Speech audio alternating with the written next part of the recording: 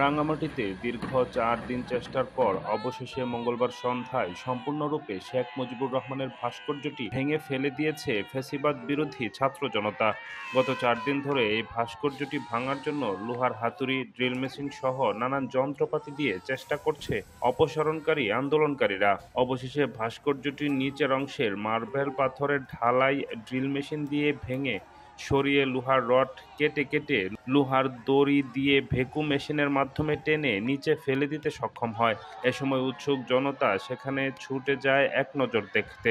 এর আগে এই ভাস্কর্যটি রাঙামাটি পার্বত্য জেলা পরিষদের অর্থায়নে তৈরি করা হয়েছিল। তাই তাদের মাধ্যমেই সরিয়ে নেয়ার দাবিতে গত ১৪ই মে এই ভাস্কর্যটি অপসারণের দাবিতে রাঙামাটি জেলা পরিষদ কার্যালয় ঘেরাও করে চেয়ারম্যান সহ সকল সদস্যদের উপস্থিতিতে তাদের সাথে সাক্ষাৎ করে আন্দোলনকারীরা। এ সময় তারা ৪৮ ঘণ্টা সময় বেঁধে দিয়েছিল। পরবর্তীতে আরও ১২ ঘণ্টা সময় দেওয়ার পরও জেলা পরিষদ কর্তৃপক্ষ কোনো উদ্যোগ না নেয়ায় শুক্রবার বিকেল থেকে রাঙামাটি জেলা শহরের সার্ভার স্টেশন এলাকায় অবস্থিত শেখ মুজিবুর রহমানের ভাস্কর্যটি ভাঙতে শুরু করে রাঙামাটির ফ্যাসিবাদ বিরোধী ছাত্র জনতা।